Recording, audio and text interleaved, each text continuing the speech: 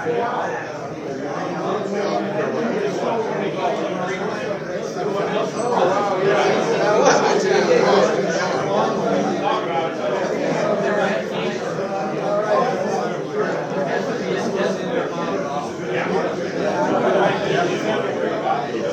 he has a microphone.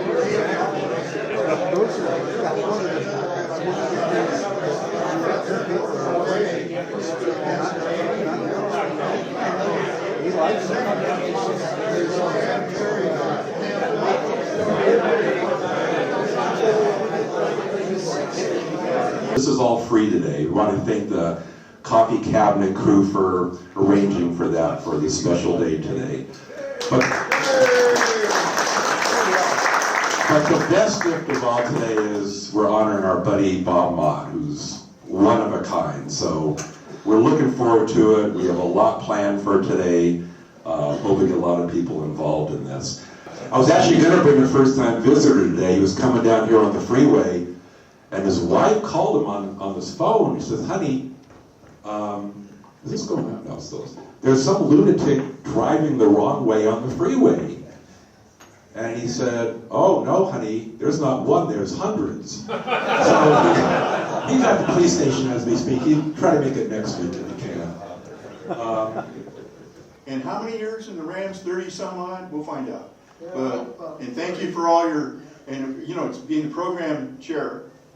When I took that over, like I told Larry the other day, I'm so glad I took it over after Larry, not you.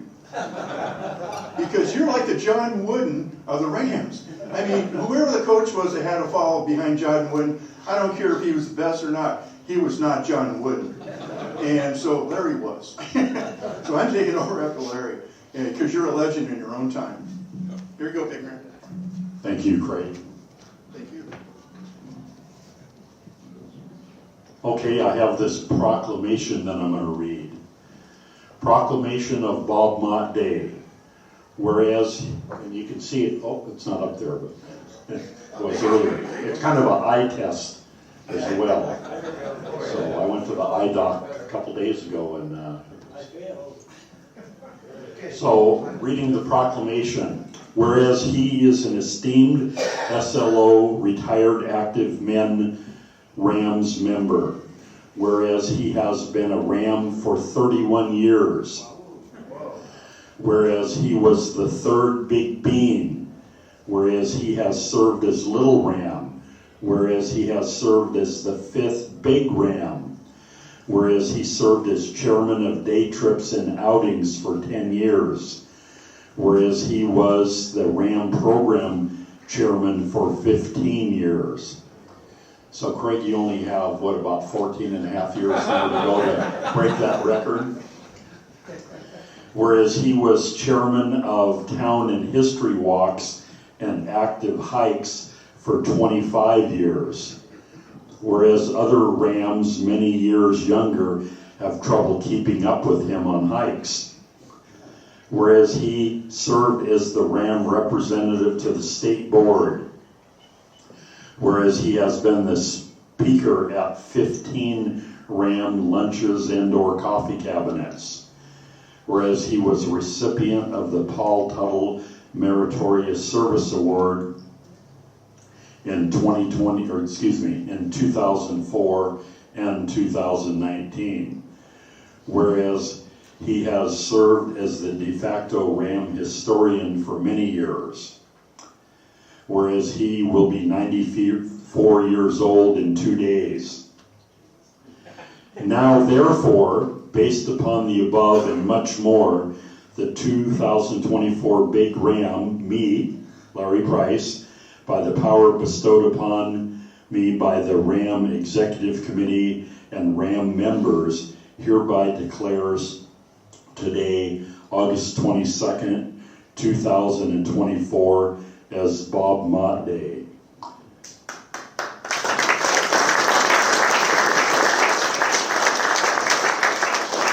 And we couldn't do much more because it wouldn't fit on the so the kind of the sign off to the proclamation is proclaimed on this Day, August 22nd, 2024, at the Ram Coffee Cabinet meeting held at the Madonna Inn Garden Room. And then let's all do the traditional greeting that we did like for new members. Bob, come on up and receive this. Or right here is fine. So there you go, presented to you. Thank you so much. Thank you very much. While he's doing the photo, let me just do one quick thing before we bring Dick Adams up here. George Carlin had a really funny thing on aging, which I think is kind of priceless. We're a bunch of big kids here, I know that, but let me just read this real quick. Do you realize the only time in our lives when we like to get old is when we're kids? If we're less than 10 years old, you're so excited about aging, you think in fractions. How old are you? I'm 4.5. You're 4.5 going on 5. So you get into your teens and you simply jump to the next number. How old are you? I'm gonna be 16. You could be 12, but you're gonna be 16. Then the great day arrives and you become 21. Even the word sounds like a ceremony. You become 21.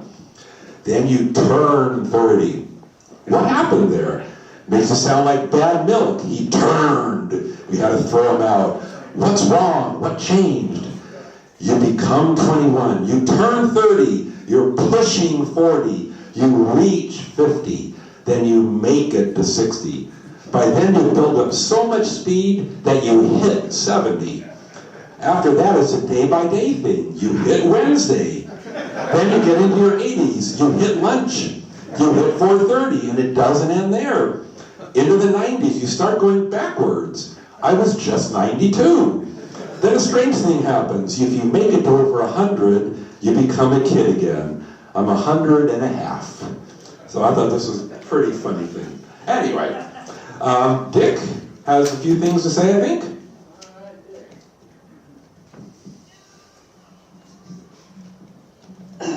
Thank you. Well, this is quite an honor for me to honor Bob Mott. He's such a wonderful guy. Bob knows that I've trekked from Alaska to the Patagonia, not from there to there, but every place in between and part of Europe. But these 40 or so hikes, we're not even sure how many there are absolutely wonderful. If you haven't joined the hiking club, then now's your chance. You need to step up and join. It's just marvelous. And thanks to Russ Bick for taking over.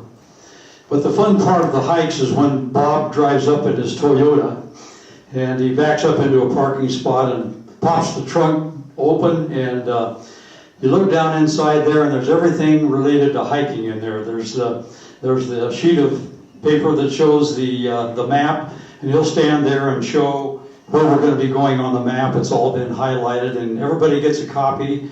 You know, this kind of detail is what Bob Mott does. Having been a school principal kind of guy, that's what you do. And then you look deeper in the trunk and there might be some goodies at the end of the day, so that when you get back and you're really tired and your blood sugar's low, he'll grab an energy bar and hand it to you. But then you really look in there at the beginning of the hike and there are these walking sticks. And he claims that they're not bamboo, and I'm not sure where he got them, but they're just straight as an arrow, and every one of them I think has some black electrical tape at the top so you have a good grip. And so these hiking sticks are just one more thing that Bob provides for hikers. It's just kind of a treat, so we appreciate that. Straight hiking sticks. So I have something for Bob that he might appreciate. Two things, actually. Number one is my favorite hiking stick, which I'm going to give to Bob. And I have to say it's not exactly as straight as the ones that he has in his trunk. But Bob, I have my favorite hiking stick for you that is a gift that will remember Dick Adams and Bob Mott as hiking buddies in the mountains. And you can hang that over the fireplace, not in the fireplace, okay? Well, in addition, you're very welcome, Bob, and thank you. And in addition to that, this is a little more serious because I'm sure by now your 40-odd years of hiking have probably worn out your regular trekking sticks. So this is a little gift from the club to help you for the next 40 hikes that you go on, Bob. And thank you very much, and it's my honor to honor you today. Thank you.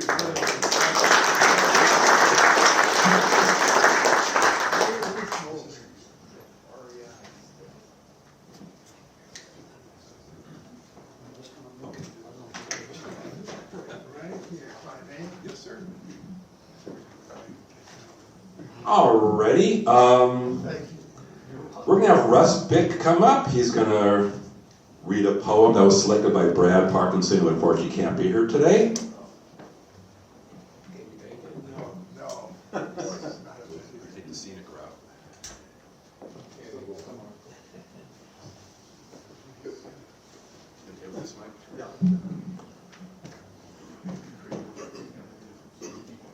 So as he mentioned, this poem was selected by Brad Parkinson for this ceremony here, and and it's a pretty good poem. And Brad not only selected the poem, but the artwork surrounding it was prepared by Brad also. So beginning here, Bob Mott, Old Man Strong. Don't look at me with a salty tear in your eye, or think that I'm old and used up and ready to die. Don't think me frail, or that I'm weak in the knees, nor the rock of Gibraltar. I'm just living free. I'm on in the years, and I'm still living my life, led by hikers on some goose chases for wildlife. But think me weak, and I'll prove you wrong. I've made it this far in my journey, being old man strong. I know some think that when a person reaches my age, life's ever-changing book has ripped out many a page. Yet the novel isn't finished until the last stroke of the pen. When I run out of blank space, I'll just turn the page again. So the next time we meet, look me in the eyes, don't contradict what I say, nor think me unwise. The life I've lived would put today's men to shame, and at this point in my life, I'm not about to change. When the time comes and I'm hiking that last mile, I'll pick up the pace and look at you with a smile, because I have never run this earthly race alone. The good Lord walks with me, and he'll get me home. He'll get me home, like Bob has always gotten his hikers home.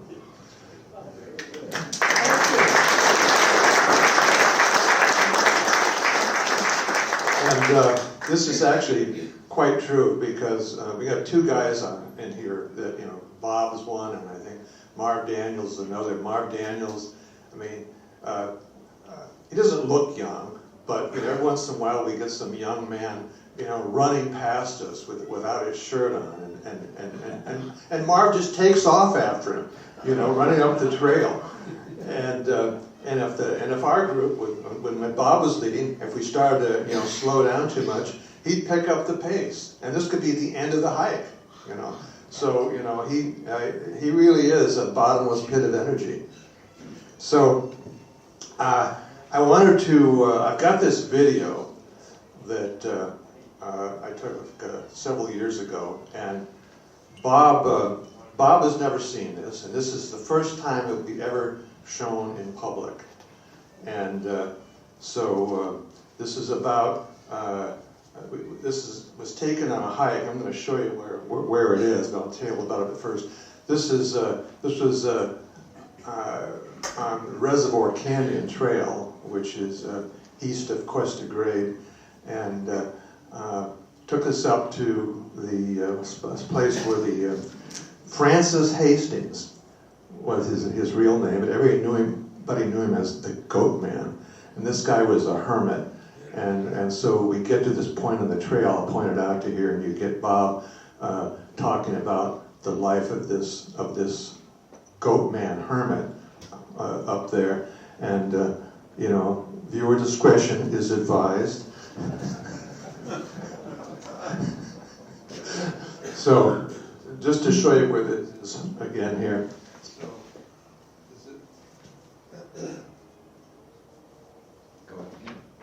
Use the other one. That sucker is Reboot it. Can you hear? Yeah, it looks like this one's working. So this is Highway 101 here, headed just at the beginning of Cresta Grade, and you go in a bit here. Can you see my pointer? And the start of the trail is right here, and it proceeds. You can see the contour. Maybe very few can see it, but the peak of the mountain is right along here, and there's another valley down here. So it's the initial 3/4 of this length here.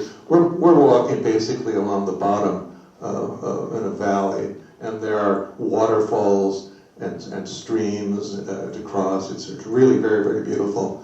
There's also a canopy of poison oak right here, which we proceed through up here. And then we get to this point here, and you see where we have switchbacks. That's kind of a tip-off that the elevation's increasing. And it climbs up to here, and right about here, under that green thing, there is a tree swing. And that is the site of the old Hastings house. And then you can go up further, and this is where the summit is. The next slide, Ken. This is the same trek. When we hike, that last one, I would carry a recording GPS, and I can put it on a topographical map. So this is the actual recordings of our hikes. And then I can superimpose it on Google Earth. And so this is the same route here.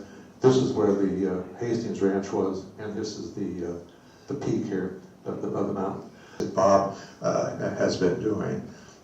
Let's go ahead. Now I've got some slides I brought, and this will take about 7 minutes to run. There's 42 of these. We have our website, ramhikes.org, and we've got pictures from every hike that we've taken for the last 2.5 years on there, and the maps and so on. It's all recorded on there. And I went through those and selected the ones. By the way, I should read this to you.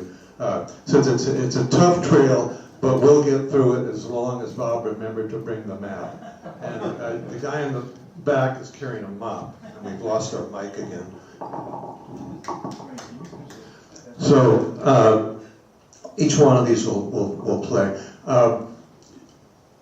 You know, I've been living in San Luis Obispo about 30 years, and I was hiking pretty regularly for a while. I would hike up Bishop's Peak or Madonna Mountain, typically with be two of us.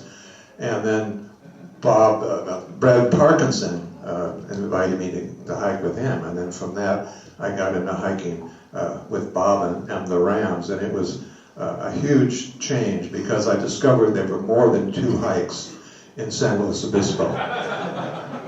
And you'll get to see some of them here. And as Dick mentioned, we can do a hike every other week for 2 years and not repeat the same hike. There's so many great hikes here. And the other thing I think that's really great about this, besides the exercise and the fresh air and so on, is the camaraderie on the trail. When we come to this group, like if you're a new member and you come to this group, can you hear me out there? You know, it's kind of hard to make friends in this because there's programs going on, you can't talk. And what I did was I was hiking with Bob's group for a whole year, getting to know people, and then I joined the club. And so it was easy then because I knew a lot of the people that were here already. And so I think the subgroups we've got, not only the hiking group, but you know, the drinking, or excuse me, the tasting group. I wish it was called the drinking group. You know, are good for that. You know, you get to know people better. And so to me, you know, the hiking group is one of the best things that's happened to me, you know, since I moved to San Luis Obispo. And so thank you, Bob, for getting that set up. And it's my privilege to take over from you on that. We had I think Craig Perry might be behind this, a gift here. This is another hiking stick. And it's got old man approaching warning sign. It's got push it down and it warns that you're coming. There's a megaphone here you can put to your ears so you can hear people. Glasses in case you lose them when you have, and a package full of happy pills in case you need more energy along the way. So there you go, Bob.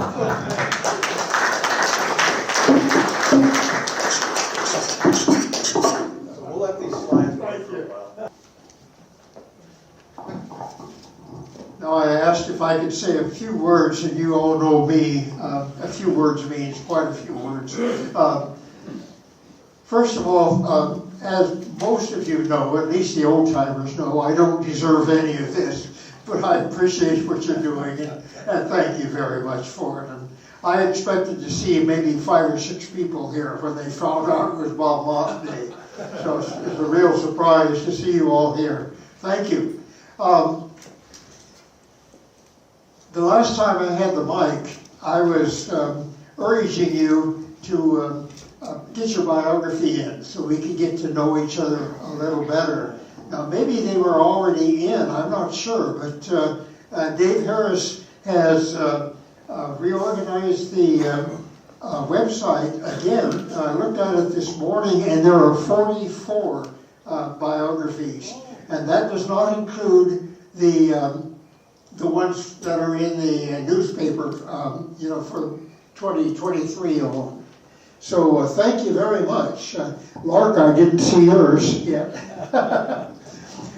Speaking of age, I'm not the oldest person here. Right now, I think Lark Carter is the oldest person here, 95? 94, well, going on 95. He beats me by half a year or more. And there are older people in the RAM group. I think we average about 80, in our 80s for average age there. I wanted to make a couple of suggestions to you. One is some of you are wearing this kind of name tag. And Nick, would you hold this for a second?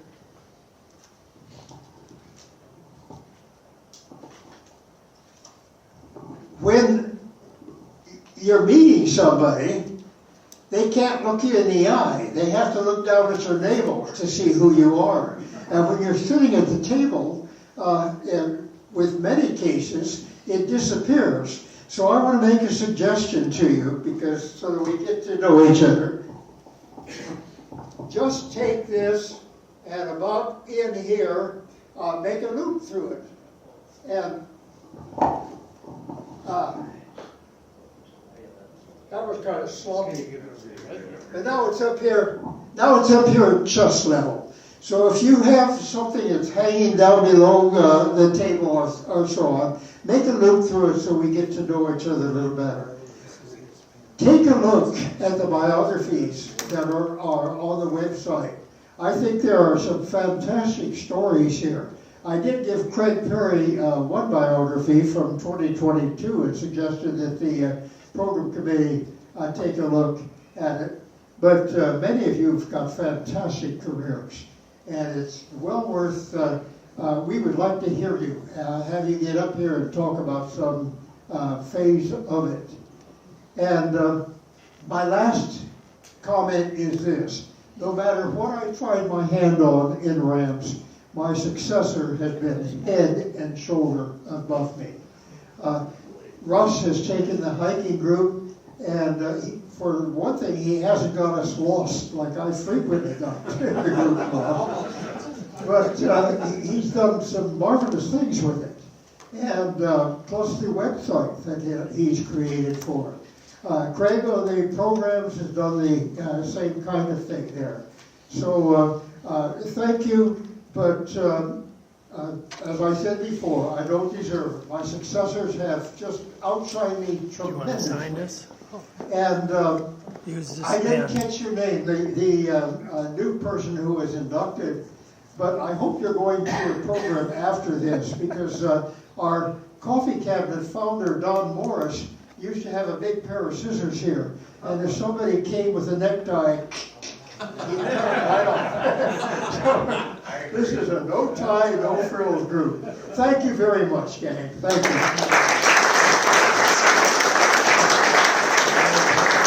Thank you very, very much, Bob. I just wanted to tell a story that you might enjoy. This happened a couple of years ago, actually during COVID, where my gym closed and I started jogging around the neighborhood. I live up near Bishop's Peak in the hillside area. So I was jogging around the neighborhood and I went by my neighbor's house. His name is Frank. And it would happen to be a Thursday, which is trash pickup day in our neighborhood. And on top of his gray trash can, there was this plastic owl about 3 feet tall. And we have a bunch of plastic animals on our hill, a plastic turtle and a deer and some doves. And so I thought, he's giving this away, obviously. So I took the owl, went to my house and put it on my hill. And then a week later, I was jogging again. It also happened to be Thursday morning, and it's trash pickup day.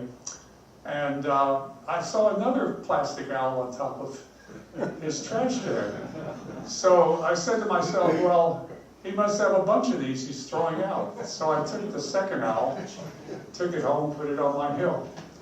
And then a few days later, my wife, Marion, was out riding her bicycle, and she goes by this house, and the lady is out there. Her name is Jill. She was watering her flowers, and my wife stops, Marion stops and says, "Hey, Jill, what's the story with all these owls you're throwing away?"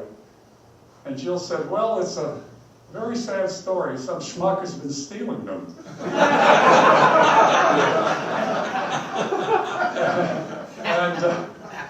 And Mary says, "What are you talking about?" She says, "Well, it's a tradition in our family that every Thursday morning I bake fresh cookies for the trash collectors. And I put them in a bag on top of the trash can. And the trash collectors get out of their truck and take the cookies. But sometimes the crows eat the cookies first, so I put an owl on top of the trash can to scare away the birds, you know. So, and I was, you know, stealing the owls. Anyway, so my wife told me the story, so I took the 2 owls back to Frank, and we had a good laugh, and he gave me one of the owls, you know, so I have it. But I thought that was a good story, kind of thing you read in Reader's Digest or something like that. Anyway. Thank you. Good morning, Bob. Good morning, Bob. I came to San Luis 26 years ago, and shortly thereafter I got introduced to Rams. And one of the things I started doing early on was some of Bob's, what I call, flat walks around the neighborhood. Besides that, he had the more challenging hikes. But for me, it was an excellent way to find out what is going on San Luis Obispo. I had lived the rest of my life in the Midwest, so everything was new to me. And also, the hiking group as well as the Rams group was a way for me to get to know somebody else. When I came to town, I knew 2 people. Subsequently, I've been introduced to an awful lot of other people. And Bob is the perfect example of people in this group that take ownership of whatever they're doing. It's kind of like Ken Lamb and Bill Sisler. They take ownership of the groups they are heading, if you will. And they just do it and don't ask for anything. Compared to groups like the Rotary or other professional groups. So this is my thank you to Bob for all.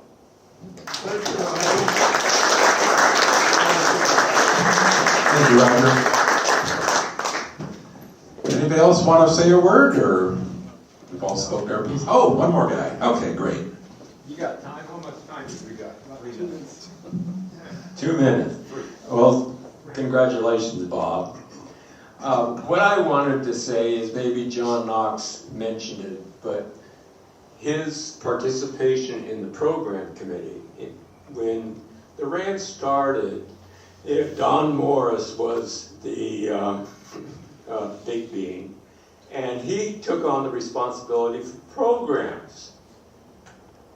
Well, as anyone can imagine, trying to get a program every week that would be meaningful, that would be interesting, that would retain our interest and so forth, and to make sure they show up and make sure that they have a program that would be good for us. Don Morris got tired of this. Don Morris was the big bean for years. And he would do this every week, and then he says, man, this is too much. And Bob Mott says, okay, well, I'll take over the program committee. And so I've had experience when the little ram is anointed to be in charge of the programs instead of Don Morris or anybody else. But Bob Mott, when I got to that table, I said, oh man, let's see, estuary, yeah. Well, sheriff's school for public, yeah, maybe. But then Bob Mott took over the chair of that committee, and I sat back, and he did it all. And he did it for years and years. How many years? 15.